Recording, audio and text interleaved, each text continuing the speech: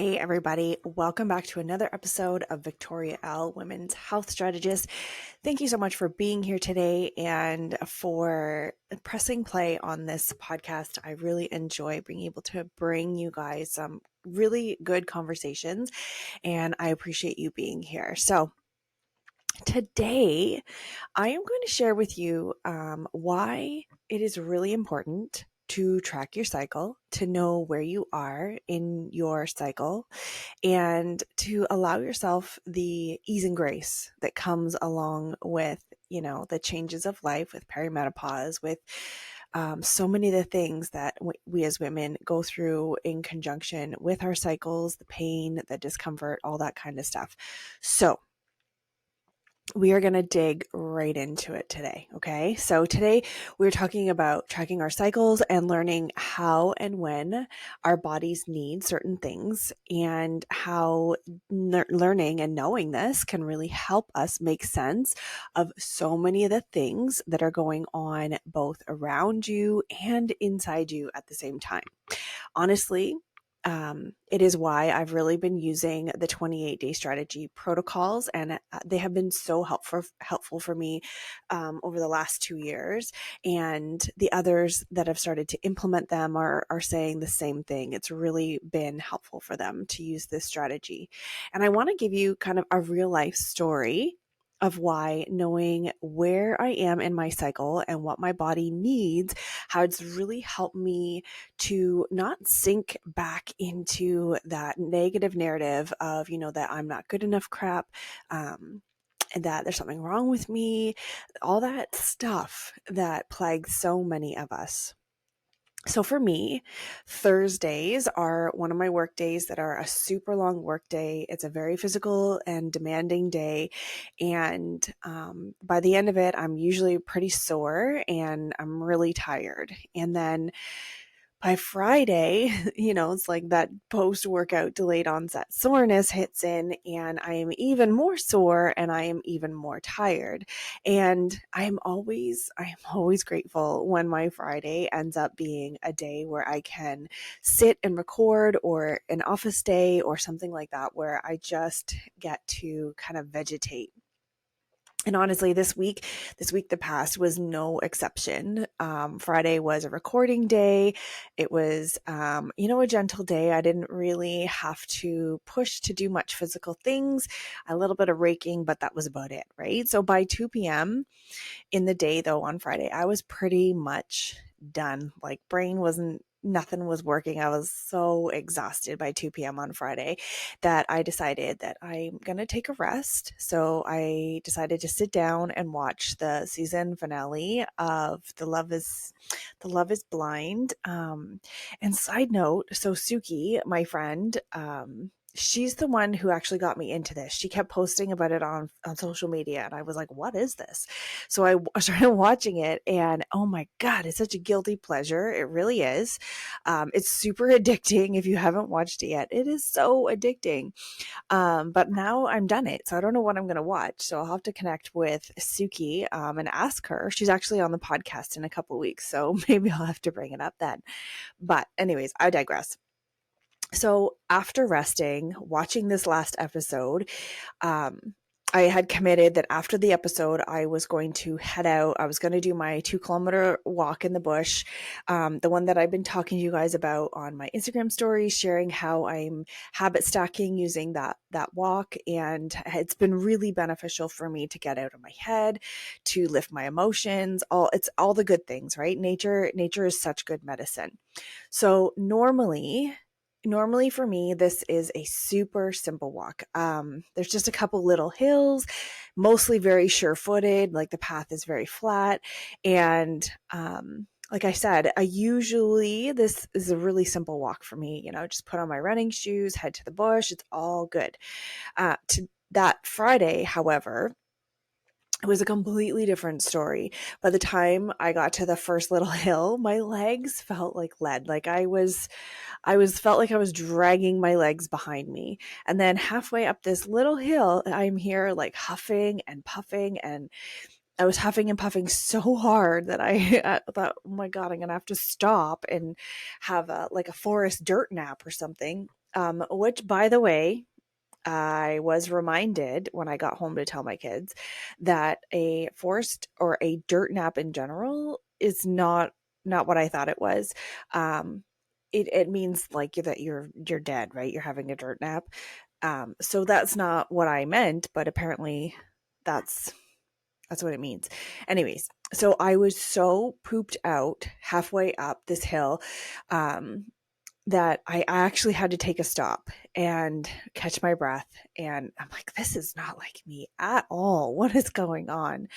And then I just kept walking, take it really slow. And then halfway through the walk, I was so tired that I actually took the side trail that cuts the time in half, takes about half a kilometer off of my walk. And I just knew that my body was not going to be able to do the hill that if I normally went through the whole thing, there's a bigger hill. And honestly, if I couldn't make it up the tiny hill, how did I expect that I was going to make it up the big hill, right? So I just knew that I wasn't going to be able to. So I took the shortcut. It avoids the hill. It takes about half a kilometer off. And I headed back home. So here's where tracking my cycle actually came in as a good thing for me. Had I not known where I was in my cycle when I headed out for this walk, I probably would have gone to that space in my head where I start to beat myself up about just, those negative thoughts about how can I not do this simple walk? Like I literally have been doing this the last 5 days in a row with no problems whatsoever, this exact walk. It's the walk I've been taking for years, actually. And I used to really get into this feeling of being defeated or even lazy when it would come to the week where my body is starting to power down for menstruation.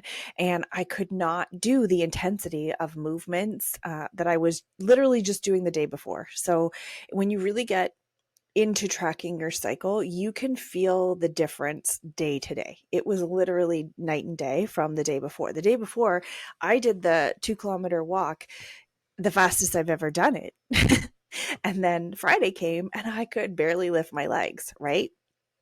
So before I had really dug into using the 28-day strategy, I would not only be like this emotional, exhausted mess with PMS during this week, I would also find myself getting angry for being that way, like angry at myself for being exhausted, for being emotional, for being over the top. And I would often, push back even harder, trying to force myself into accomplishing during that week, into productivity during that week. And then doing all of this pushback, this extra, when really I probably just need a 5 minute nap, but doing all these extra things would end up making the PMS symptoms worse, would make me even more like exhausted, and the exhaustion would become unbearable.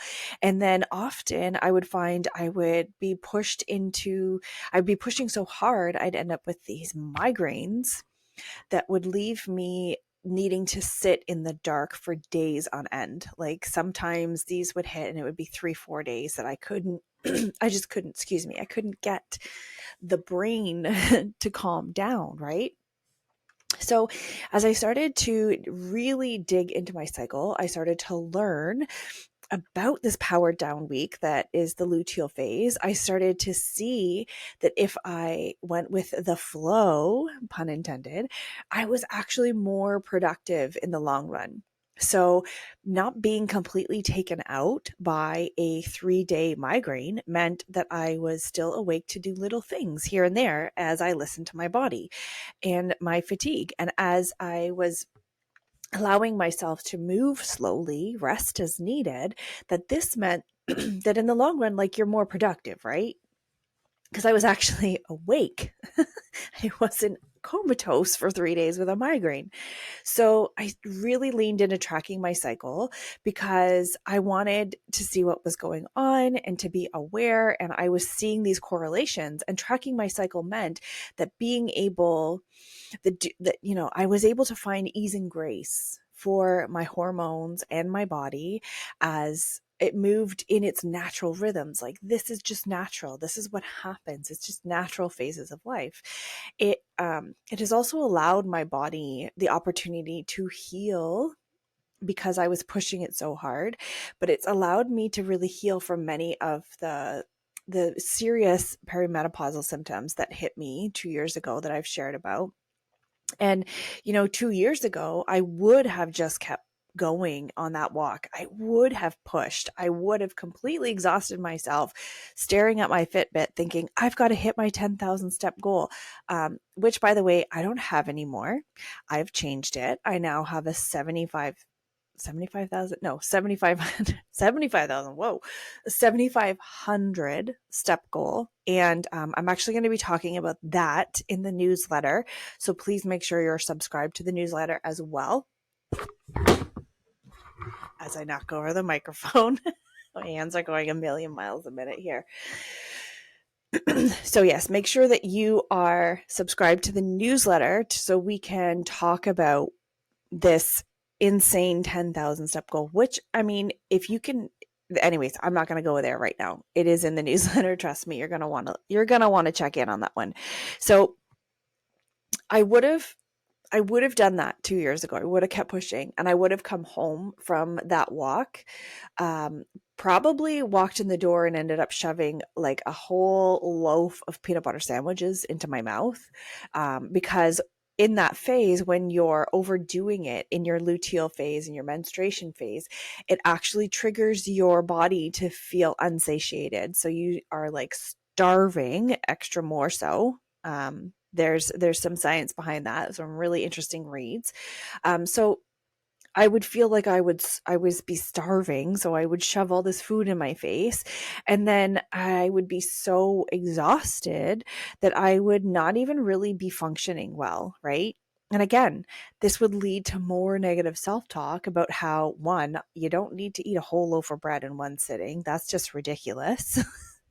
And, all the how I should be doing things, and that should monster, that that is a huge factor that we talk a lot about in the mindset module of the new group coaching course, through the 28-day strategy, for a good reason. A lot of this shift had to come from reframing how my thought cycles, my shoulda, coulda, wouldas, were about my cycle in order to be able to do that. I really had to learn what was actually happening in my cycle. Like, it just goes hand in hand, guys. You can't have one without the other. You just can't. There's just no way. And so, like I was saying, in the 28-day strategy, we talk about these four main pillars that I've really come to identify when we are moving through our cycle.